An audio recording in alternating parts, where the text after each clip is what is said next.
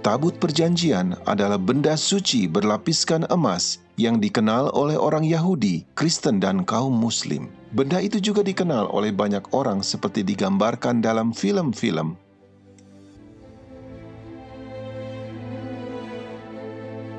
Tapi, apakah sebenarnya Tabut Perjanjian? Naskah tertua yang menuliskan tentang itu adalah Taurat dalam kitab orang Yahudi dan dalam Perjanjian Lama Alkitab. Itu menceritakan tentang Allah yang berkuasa yang mengklaim sebagai pencipta planet bumi ini. Dia menulis 10 hukum pada 2 loh batu. Kedua loh itu disimpan di dalam peti yang bersalutkan emas itu. Peti itu mempunyai tutup yang dinamakan tutup pendamaian dan ada 2 kerup pada kedua ujungnya. Tabut itu digunakan untuk 2 tujuan yang berbeda. Di atas tutup pendamaian itu, Sang Khalik menyatakan dirinya sebagai pemberi hukum dan tabut itu berfungsi sebagai tahta pemerintahan Allah. Yang kedua, tabut itu diletakkan di dalam bait suci bersama-sama dengan perkakas-perkakas suci lainnya.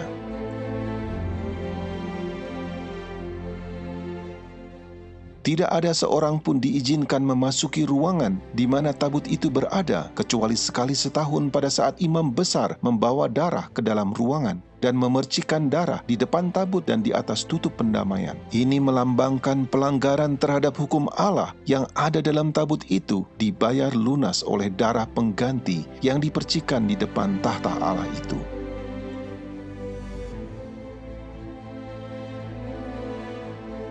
Tabut itu kemudian dipindahkan ke bait suci yang pertama di Yerusalem beberapa saat sebelum tentara Babel mengepung kota itu dan menghancurkan bait suci. Tabut itu telah menghilang atau disembunyikan orang.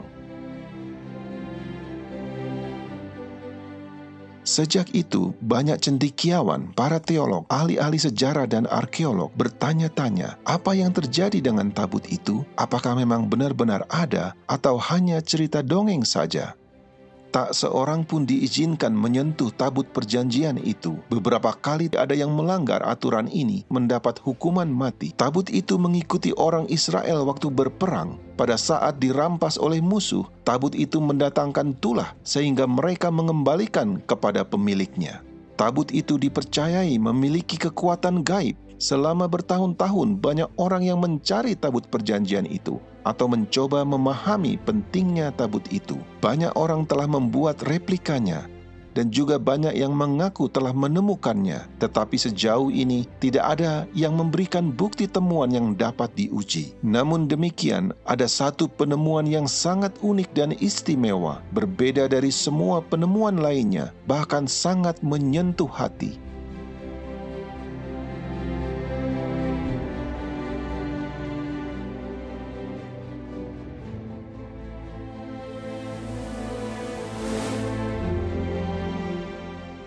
Menghilangnya tabut itu adalah suatu misteri sampai sekarang ini. Sumber yang menyebutkan tempat disembunyikannya ditulis lama sejak menghilangnya tabut itu dan didasarkan hanya pada cerita dongeng atau menduga-duga saja. Terakhir kali disebutkan dalam Alkitab adalah ketika Raja Yosia memerintahkan supaya tabut itu dikembalikan ke dalam bait suci dan bahwa Babel menaklukkan Yerusalem pada masa putra-putra Yosia.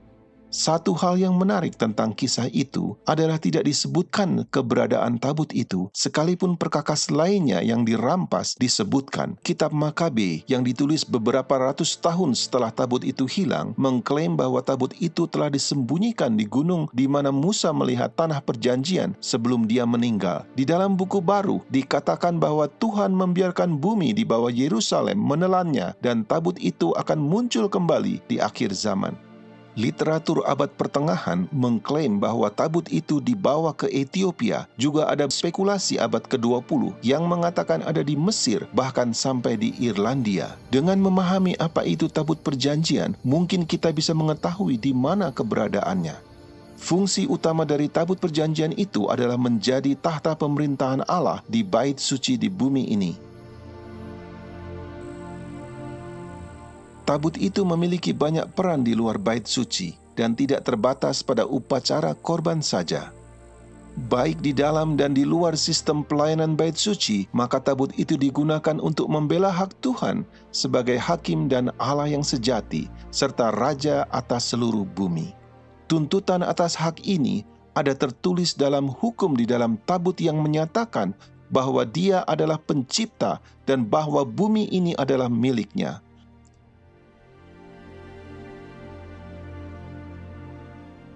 Allah yang mengilhami Alkitab mengatakan, tabut Tuhan, Tuhan semesta bumi. Akulah yang empunya seluruh bumi. Sebab Tuhan yang maha tinggi adalah dahsyat, Raja yang besar atas seluruh bumi. Itulah sebabnya tabut itu ada di depan waktu berperang melawan kota Yeriko, meskipun kota itu tidak menerima Dia sebagai Tuhan atau penguasa tertinggi di bumi ini. Tuhan tetap bisa menghakimi dan menghukum mereka. Meskipun Nebukadnezar, pemimpin besar di Babel, tidak menyembah Allah Israel, baik dia dan raja-raja lainnya pada masa itu tetap dihakimi oleh Tuhan. Orang-orang Asyur, Midian, Kanaan, Mesir, orang Ethiopia, orang Filistin, dan banyak bangsa-bangsa lain yang menolak Allah sebagai Tuhan mereka tetap dihakimi sesuai dengan standar Tuhan. Pada saat raja terakhir Babel mengolok-olok Tuhan di bait suci Allah, ia dijatuhi hukuman oleh Tuhan dengan tulisan tangan di dinding sebagai penghakiman di depan semua orang di ruangan itu. Tuhan menunjukkan bahwa tidak peduli agama atau etnis apa yang Anda miliki, Anda akan diadili berdasarkan standar Sang Pencipta dan bukan standar moral Anda sendiri atau standar moral dari budaya tertentu.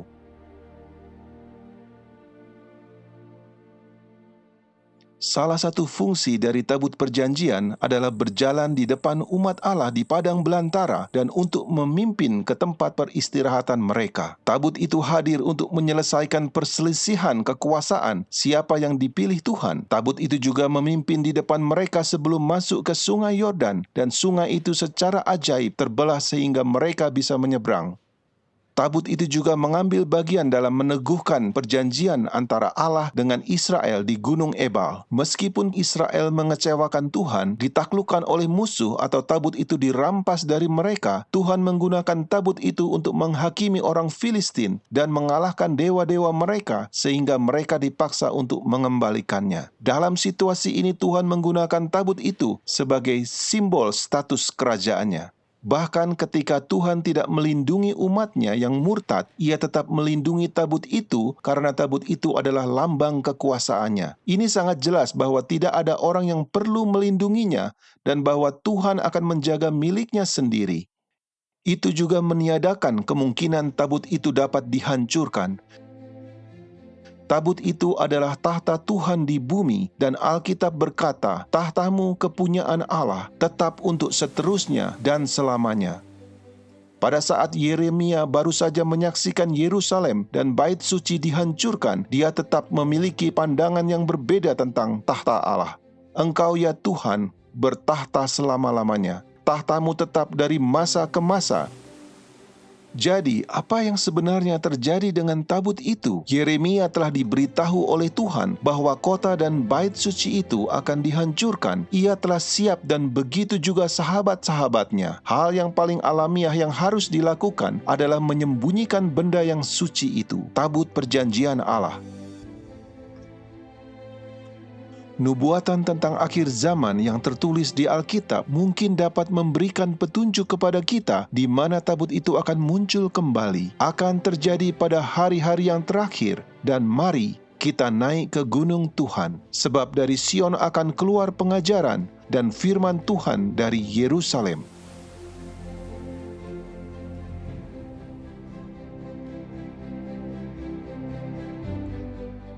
Pada abad ke-19, arkeologi sudah mulai maju ketika berbagai ilmuwan pergi mencari peninggalan-peninggalan kuno yang ditemukan di Timur Tengah.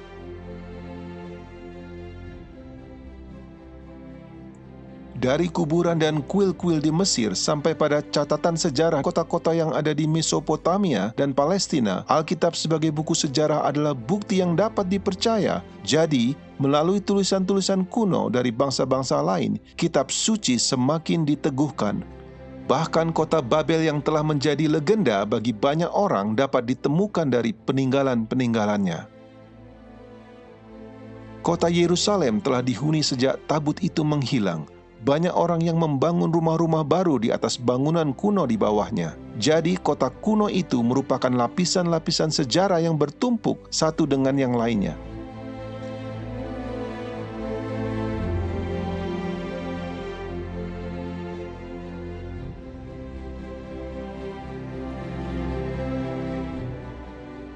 Pada tahun 1854, seorang misionaris, James Barclay, berjalan-jalan di sepanjang tembok tua di Yerusalem dan secara kebetulan memasuki gua utama di bawah kota tua yang penuh terowongan-terowongan dan lubang-lubang. Gua-gua ini sudah ditutup selama berabad-abad dan panjangnya sejauh 5 blok. Pada tahun 1867, Tuan Jenderal Charles Warren melakukan penggalian di kota tua itu dan di bukit di mana bait suci itu berdiri. Ia menemukan terowongan-terowongan di bawah lantai dasar. Pada tahun 1873, Charles Clermont Ganneau, seorang orientalis Prancis dan seorang arkeolog, menemukan kerup diukir di batu di dalam gua.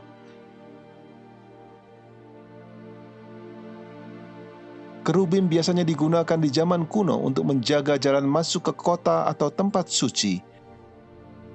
Kerup itu mempunyai keunikan dan mirip dengan apa yang ada pada saat tabut itu menghilang. Pada tahun 1882, Jenderal Gordon, seorang perwira yang dihormati, melakukan perjalanan ke Timur Tengah dan pada saat berjalan-jalan di Yerusalem, ia merasa yakin bahwa tempat yang biasa disebut Golgota bukanlah lokasi yang benar. Di bagian utara dari bukit bait suci yang terpotong itu kelihatannya jauh lebih sesuai dengan gambaran dari Alkitab dan tata letak kota kuno itu. Dia mulai melakukan penggalian di sana, tetapi dia harus pergi untuk membantu konflik di Sudan, di mana dia meninggal dan tidak sempat menyelesaikan pekerjaannya. Namun dia sempat menuliskan surat kepada seorang sahabatnya yang berisi suatu pernyataan yang mengejutkan, sesuatu yang terjadi yang tidak sempat dijelaskan. Di bagian utara gunung yang dimaksud dengan Bukit Tengkorak juga merupakan tempat yang disebut Gua Yeremia, di mana dia menuliskan kitab ratapan, kitab yang sama di mana Yeremia mengatakan, tahta Allah tetap selama-lamanya. Gordon berkata, tabut perjanjian itu ada di sana. Dia juga menyebutkan bahwa perkakas-perkakas bait suci yang lain dapat ditemukan di sana. Pernyataan itu sangat aneh karena dia tidak pernah menyelesaikan penggaliannya. Jadi bagaimana dia bisa tahu? Demikianlah Gua Yeremia itu tetap tertutup dan surat-surat Jenderal Gordon tersimpan di suatu tempat yang aman. Sekitar 100 tahun kemudian, seorang yang bernama Ron Wyatt menaikkan doa kepada Tuhan supaya Tuhan menggunakan dia menunjukkan kepada dunia bahwa Alkitab itu benar adanya. Ron sudah mempelajari kisah tentang air bah dan menyelidiki kemungkinan adanya peninggalan Bahtera Nuh. Dia juga mempelajari keluarnya Israel dari Mesir dan lokasi di mana mereka menyeberangi lautan. Menemukan beberapa roda kereta perang orang Mesir kuno. Ia telah melakukan penyelaman di dasar lautan dan berakhir dengan kunjungannya di Yerusalem.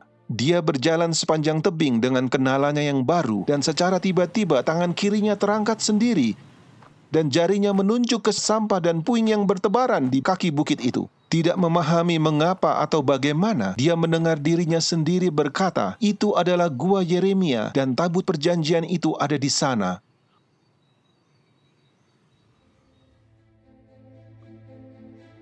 Ron bingung dengan apa yang terjadi, sesuatu yang belum pernah dialami sebelumnya. Dia bahkan tidak pernah berpikir untuk mencarinya. Merasa terbeban, lalu dia pulang ke rumah dan belajar apakah benar tabut itu ada di sana atau kemungkinannya. Dia mempelajari tentang tembok pengepungan oleh tentara Babel pada saat tabut perjanjian itu terakhir terlihat. Dia berusaha mencari tahu kapan itu dipindahkan dan juga perkiraan di mana lokasi yang mungkin dan kapan tabut itu disembunyikan. Dan ternyata dia benar-benar melihat suatu kemungkinan bahwa tabut itu bisa disembunyikan di bawah sistem terowongan itu.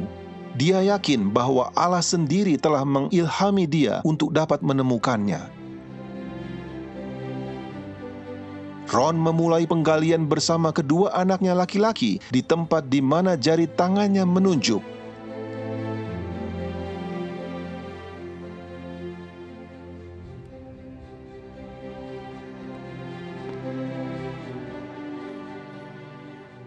Tetapi belum lama kemudian menemui batu gunung yang besar, membuat penggalian itu sulit. Lalu mereka mencoba penggalian beberapa meter di sebelah kanannya, dan ketika mereka memulai menggali lagi, mereka menemukan 3 lubang persegi di dinding bukit. Ron menduga itu bisa menjadi tempat yang dipakai untuk memasang papan tanda di zaman Romawi. Lagi pula Golgota dekat dengan jalan utama pada masa Tuhan Yesus, dan ini bisa jadi tempat di mana Yesus disalibkan. Sebuah kutipan terkenal dari Quintilian menjelaskan, "Setiap kali kami menyalibkan penjahat, jalan raya yang ramai dipilih sehingga banyak orang akan melihatnya dan tergerak oleh rasa takut olehnya. Karena semua hukuman itu tidak banyak berkaitan dengan pembalasan dendam, tetapi sebagai contoh. Lokasi Golgota di mana gereja Bizantium itu dibangun bukanlah di jalan raya seperti di tempat ini. Apakah mungkin lubang persegi itu digunakan untuk menaruh papan tanda yang menyatakan kepada orang banyak tentang kejahatan yang dilakukan oleh para penjahat?" Dia mulai berpikir bahwa sisi gunung itu bisa jadi tempat di mana orang disalibkan. Dia meneruskan penggalian ke bawah, tapi tanahnya sangat labil, sehingga dengan alasan ini mereka kembali ke tempat semula dan berharap mereka bisa menggali di sekitar batu besar itu. Kali ini mereka menemukan cara untuk menggali di antara tebing dan batu, dan tebing itu hampir membentuk atap saat mereka menggali ke bawah. Sementara menggali terus, Ron menemukan sesuatu seperti lubang untuk tali yang dipahat di permukaan tebing.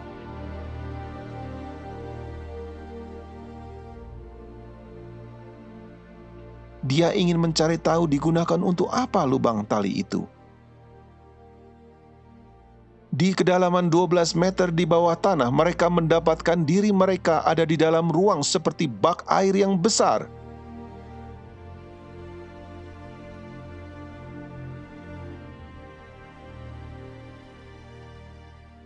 Bentuknya seperti lingkaran dan memiliki tangga yang menurun ke dalam. Ron bertanya-tanya kalau itu mungkin digunakan untuk menyimpan gandum dan kemudian digunakan sebagai bak air. Lalu dia memahat plaster lapisan dinding dan menemukan banyak tembikar di antara tanah dan puing-puing yang digunakan untuk menguruk bak itu. Pada saat dia menunjukkan potongan-potongan tembikar itu ke otoritas barang-barang kuno, mereka memeriksanya dan memberitahu Ron bahwa itu adalah peninggalan dari zaman Yebus.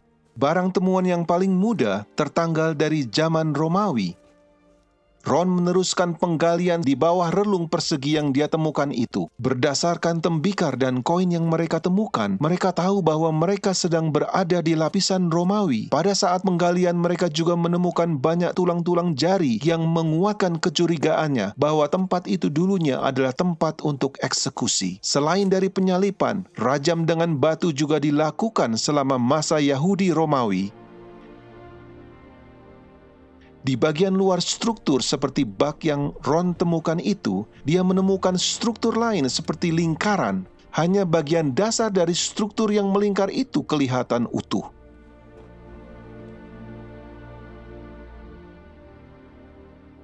Saat mempelajari struktur itu, dia menemukan bagian yang terawat baik dengan dinding dan sebuah batu yang menonjol secara horizontal keluar dari dinding di permukaan tebing.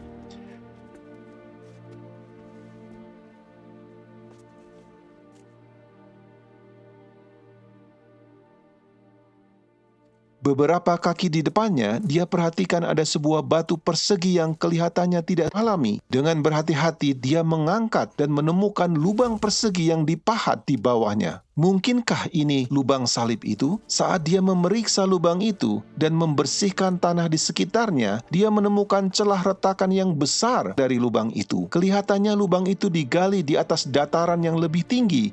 Di tingkat yang lebih rendah, dia menemukan beberapa lubang salib yang lainnya. Tetapi tidak terpikirkan oleh Ron, lubang yang di bagian atas dengan celah retakan itu mungkin menjadi lubang yang digunakan untuk salib Kristus. Dia ingat nas Alkitab, gempa bumi mengguncang gunung ketika Kristus mati. Dapatkah celah retakan itu dihubungkan dengan lubang tempat salib itu? Lubang salib itu mencapai kedalaman 58 cm dari batuan dasar, sedangkan celah retakan tampak lebih dalam.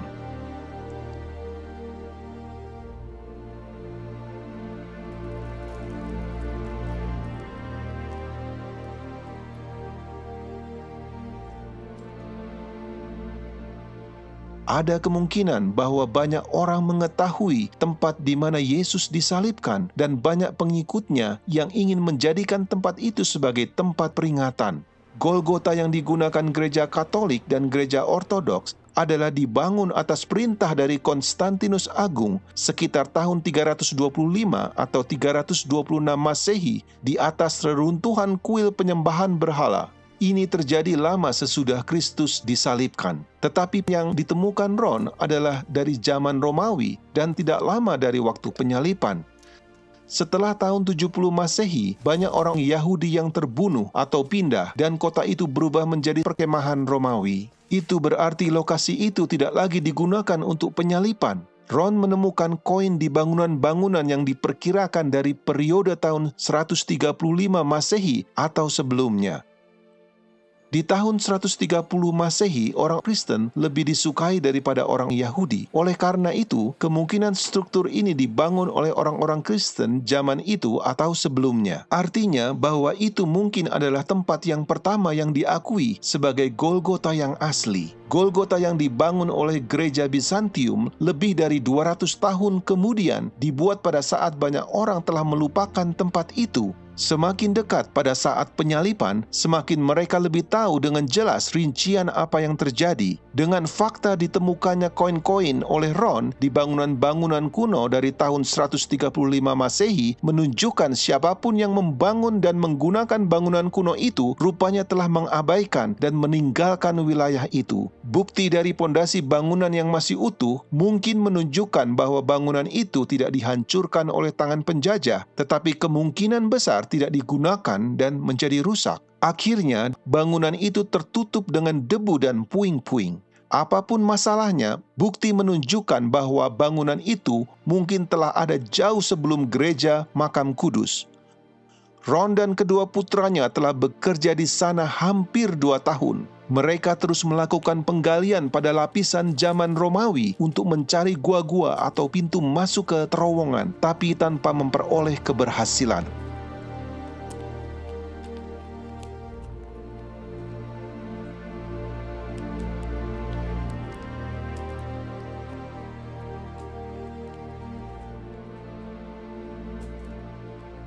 Ron tergerak untuk menembus celah yang retak pada dinding tebing. Mereka semua berdoa dan terus merasakan dorongan itu. Mereka menggunakan palu dan pahat, dan dalam waktu yang singkat, mereka bisa melihat ruangan terbuka di belakang. Mereka memperbesar lubang itu sehingga mereka dapat masuk ke gua itu. Di dalam ruangan itu, tinggi dan lebarnya sekitar 4,5 meter. Pada mulanya, Ron sangat bersemangat ketika menemukan gua itu dan berpikir mungkin tabut itu ada di dalamnya. Tetapi ternyata kosong, dan dari ruang itu dapat terlihat banyak sekali lorong-lorong dan lubang-lubang di dalam gunung.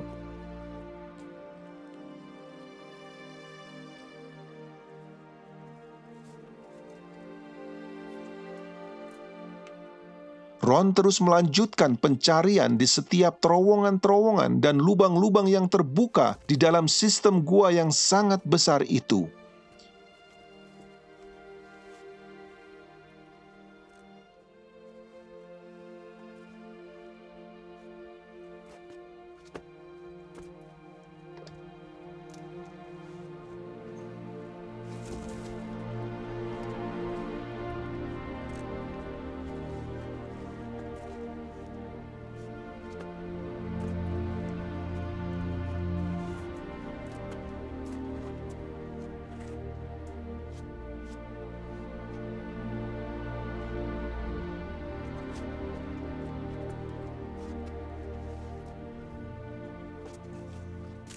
Selama 2 tahun mereka pulang pergi antara Amerika dan Yerusalem mencari uang supaya mereka dapat kembali dan meneruskan pencarian itu. Pada bulan Desember 1981, mereka melanjutkan pekerjaan di dalam sistem gua yang mereka temukan. Namun akhirnya mereka bertiga sakit. Kedua putra Ron kembali ke Amerika, dan Ron harus mencari bantuan dari orang lain untuk melanjutkan. Dia tidak akan menyerah dan merasa Tuhan telah berjanji kepadanya bahwa dia akan menemukan tabut pada kunjungan itu. Tetapi sekarang dia telah menggunakan seluruh uangnya. Dia sedang sakit dan pekerjaannya sangat sulit dan melelahkan. Seorang dari penduduk setempat yang membantu Ron bisa menembus celah-celah sempit yang di mana Ron sendiri tidak bisa. Dan sementara melihat-lihat sekelilingnya, Ron menemukan lorong mirip seperti cerobong dan sebuah terowongan kecil di mana Ron harus menghembuskan nafasnya untuk masuk.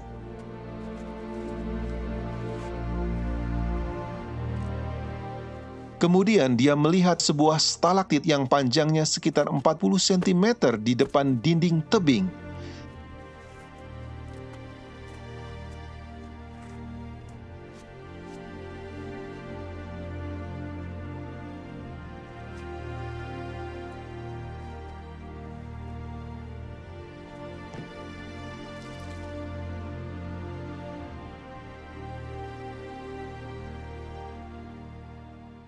Di belakangnya ada lubang kecil dan Ron berusaha untuk mengintip tapi tidak berhasil.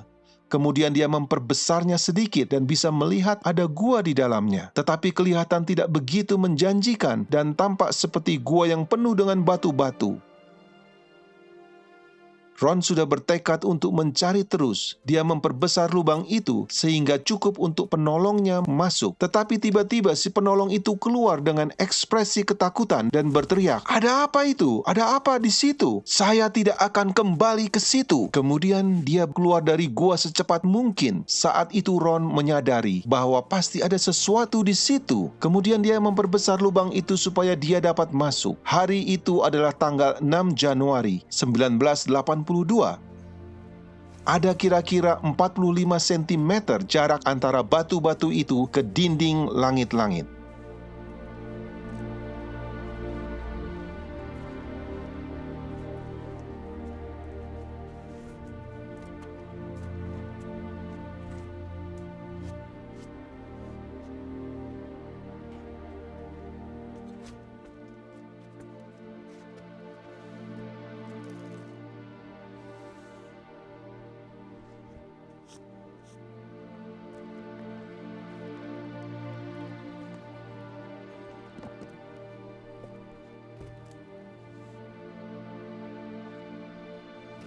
Ron menyorotkan lampu senternya di antara batu-batuan itu dan melihat sesuatu di bawahnya. Beberapa balok kayu yang sudah membusuk dan di bawahnya ada kulit binatang yang sudah kering dan berubah menjadi bubuk pada saat disentuhnya. Kemudian dia melihat sesuatu benda yang memantulkan sinar lampunya mengkilap keemasan. Dia berpikir mungkin itu adalah tabut perjanjian itu. Tetapi pada saat menyingkirkan kulit binatang itu, dia melihat meja dari emas yang begitu indah dikelilingi oleh bingkai di sisi-sisi dengan pola seperti lonceng dan buah delima. Ron merasa yakin bahwa itu pasti berasal dari bait Allah yang pertama yang hilang dan bisa jadi adalah meja roti sajian yang asli. Kemudian dia menyelidiki ruangan itu lebih teliti dan memperhatikan sekeliling ruangan itu.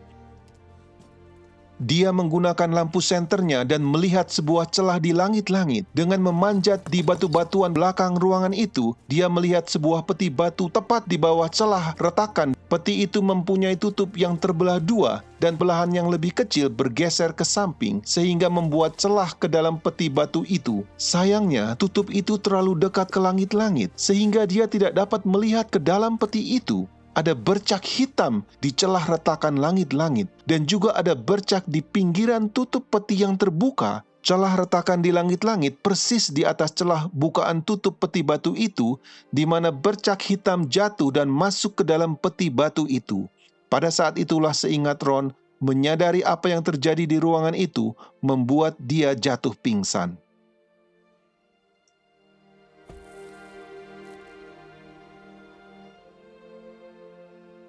Pada saat Ron menyadari bahwa celah di langit-langit adalah ujung celah yang berasal dari lubang salib yang ditemukan di dataran beberapa meter di atasnya dan bercak hitam adalah darah yang mengalir melalui celah retakan itu ke dalam kotak batu, dia tahu persis bahwa tabut perjanjian itu ada dalam peti itu. Tetapi yang paling menakjubkan adalah darah Kristus jatuh menetes di atas tutup pendamaian tabut perjanjian itu.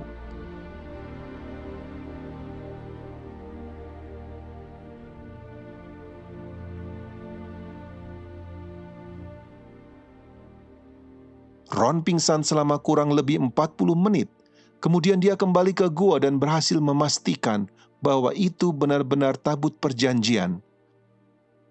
Lalu dia memberitahu pemerintah Israel tentang penemuan itu, tetapi Ron diminta untuk merahasiakannya. Ron merasa tidak bisa tinggal diam begitu lama. Ron mengunjungi ruangan itu beberapa kali dan melaporkan ada beberapa perabot yang lainnya selain tabut perjanjian dalam peti batu itu, yaitu kaki Dian yang bercabang 7 dengan pelitanya dari bait suci yang pertama, mesbah pembakaran ukupan dari emas, meja roti sajian,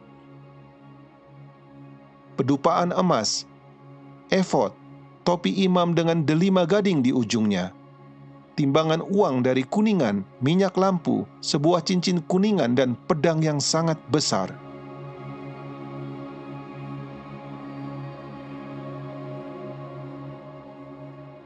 Di belakang tabut itu ada ruang kecil, dan di situ ditemukan kitab hukum yang diduga ditulis oleh Musa. Menurut sepengetahuan Ron, kitab Kejadian tidak ada di situ. Dia merasa terkesan dengan gulungan kitab dari kulit binatang yang masih dalam keadaan sempurna. Kemudian dia mulai bertanya-tanya, bagaimana tabut itu dapat masuk ke ruangan itu? Tidak mungkin melalui jalan di mana dia masuk, karena dia harus menembus melalui batu-batuan. Dengan memindahkan banyak batu-batuan itu, dia menemukan jalan masuk yang lebih besar menuju ke Gua Zedekia di tepi jalan di mana gambar kerut telah ditemukan. Di terowongan itu dipenuhi dengan banyak batu-batu besar, dan Ron tidak tahu bagaimana mengeluarkannya melalui jalan dari tempat dia masuk. Ron mencari sebuah laboratorium di Israel untuk menganalisa darah yang dia temukan di celah retakan itu dan yang ditemukan di atas tutup pendamaian. Hasilnya sangat mengejutkan mereka. First of all, in this analysis, I took the blood into a laboratory in Israel.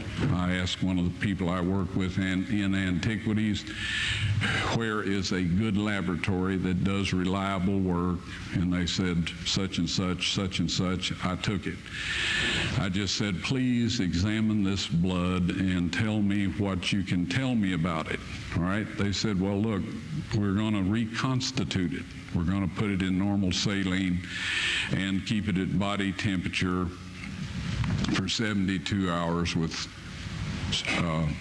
gentle swirling.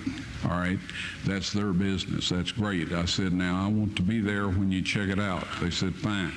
So I was back. They checked it out. I said, now, they said it's human blood. We can tell that.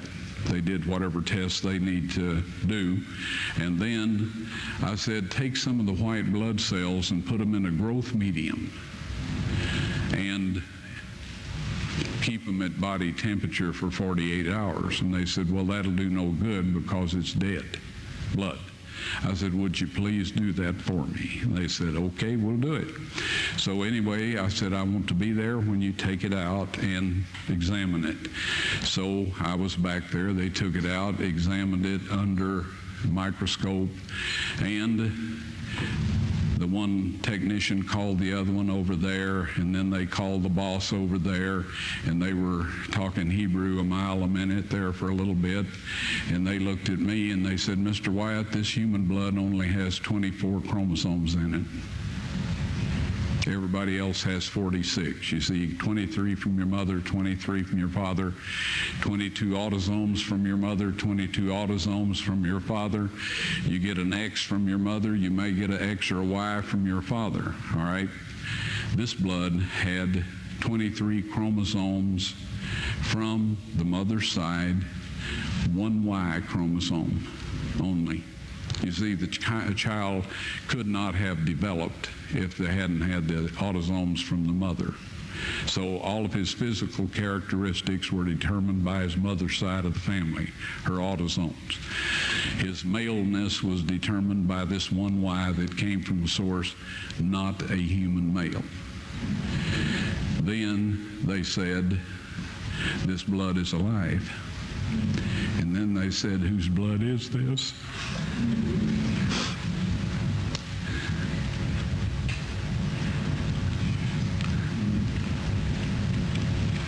I said, it's the blood of your Messiah.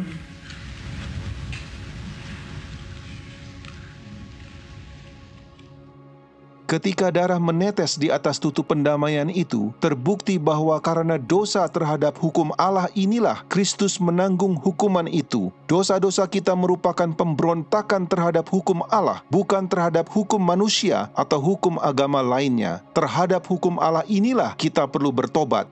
Allah Bapa telah mengirimkan putranya untuk mati menggantikan kita. Ron ingin segera memperlihatkan semua penemuannya ini kepada dunia. Tetapi Tuhan menghentikan usahanya itu.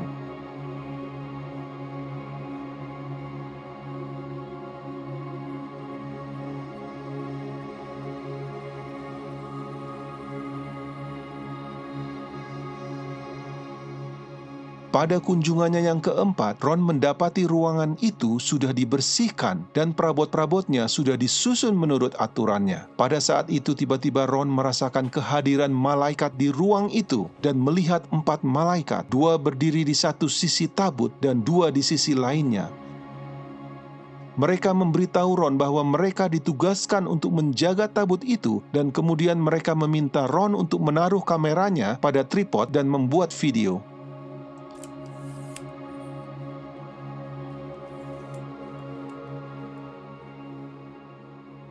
Malaikat-malaikat itu mengangkat tutup pendamaian tabut dan meminta Ron untuk mengeluarkan 10 perintah Allah yang tertulis di 2 loh batu.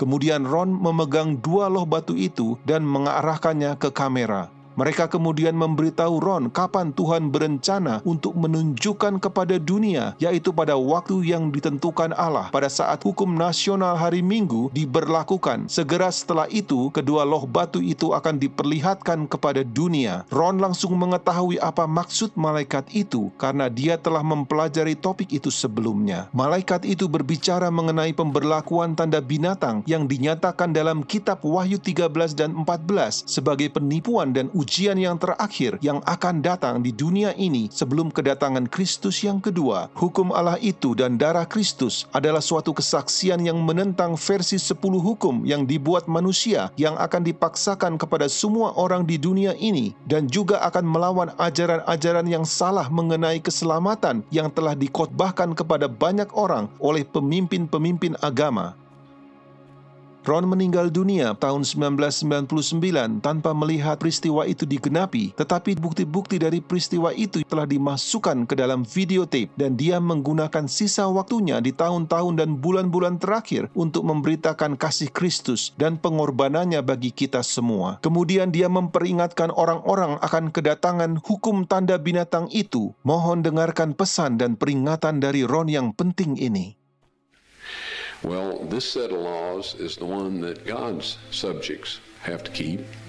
It's under His throne in heaven and on earth, because Moses was told to make his dwelling place, God's earthly dwelling place, after the manner shown him in the mountain, or the pattern shown him in the mountain. And so anyway, this mercy seat was the earthly throne of God, and it still is. And the Shekinah glory dwelt there for hundreds and hundreds of years until the Jews became so rebellious and paganistic that God decided He wouldn't dwell among them anymore. We may take a look at that a little bit. But anyway, that is what the mercy seat is all about. There's one statement in Scripture, and that's in 2 Thessalonians, all right? I think it's around the 2nd chapter. It talks about the man of sin. It says he was set in the temple of God, showing himself that he is God. Now, to look at it quickly, it would imply that in order for him to set in the temple of God, that there'll have to be one built, because there's no one there now. On planet Earth, at this point in time, there is an individual who him and his ancestors in his position changed the law of God. They eliminated the second commandment, which says, "Thou shalt not make unto thee any graven image or any likeness of anything in heaven above, earth beneath. Thou shalt not bow down to them nor serve them." That kind of interfered with the way they wanted to do things, so they eliminated that. They divided number 10 into 2, so the number would still be 10. Yes, the tables of stone were found in the Ark of the Covenant. I personally removed them with the assistance of 4 angels who lifted the mercy seat, which I would estimate weighs about 900 pounds of solid gold. And one of these angels told me to take the tables of stone out of there. He said God wants everyone to see those. And so I took them out, backed up, stood there, frozen in place, and I just can't describe my physical state or mental state or anything else. If I didn't have some physical evidence to prove it happened, I think I had a dream or something. But anyway, they are now available to be shown, but we won't say. Actually, they're on a stone ledge right in the same chamber. That's where the angel put them after I handed them to him. I didn't know what to do with them. And I was told that these are to be presented with the blood evidence when the mark of the beast law is passed or enforced. Now, I know everybody wonders about what it is, the mark of the beast. You've heard all kinds of rumors, stories, and all of this. I'll tell you quick and simple. If you keep the 10 commandments that God wrote upon those tables of stone, and about which he says in Psalms 89:34, those of you that are writing down text, you'll want this one. Psalms 89:34. He says, my covenant will I not break, nor alter the thing that has gone out of my lips. He spoke the 10 commandments from the mountaintop. He wrote them in stone, and he says, nothing will change, right? If you keep that law, you will receive the seal of God. Soon there will be a set of man-made laws, best intentions, surrounded by a barrage of salubrious soliloquies and sepulchral solicitudes. That's all kinds of stories and all of this, instigated by the devil to make you think that this is the best thing that ever happened to the human race and that you could just want to go along with it voluntarily. These man-made laws will require that you break God's 10 commandments.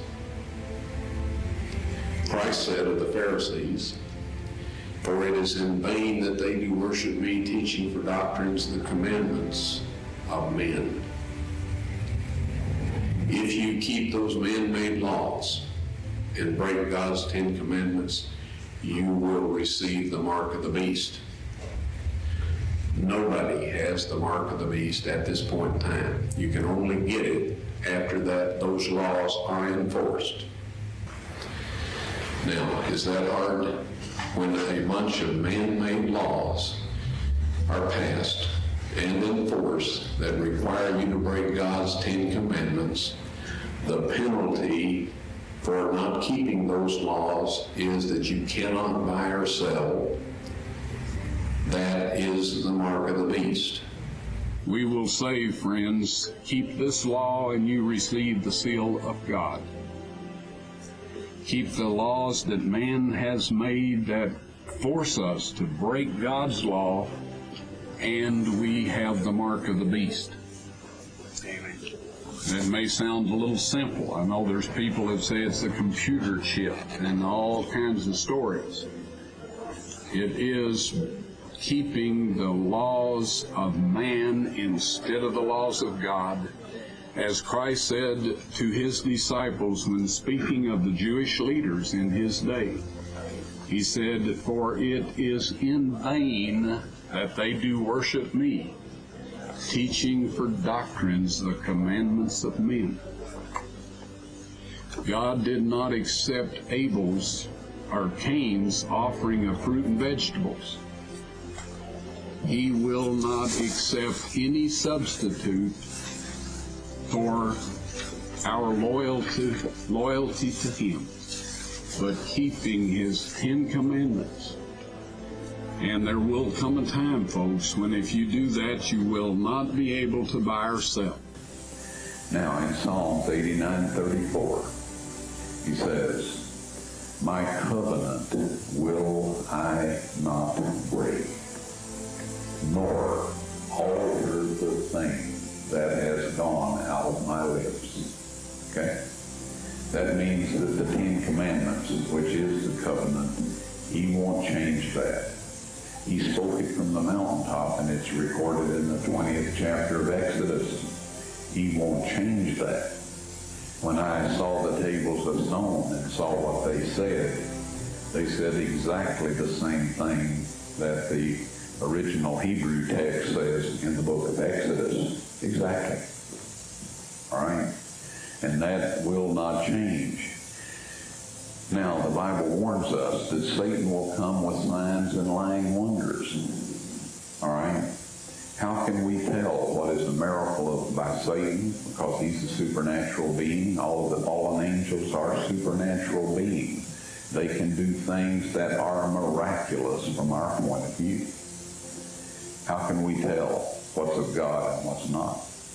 If they say God's 10 Commandments are binding, to break those is to sin, then they're of God. If they say anything other than that, they are not God, and we have no business listening to them, regardless of what kind of miracles they are performing. The tables of stone will be on display after the National Sunday Law is enforced. That is the exact words of the angel, as I recall.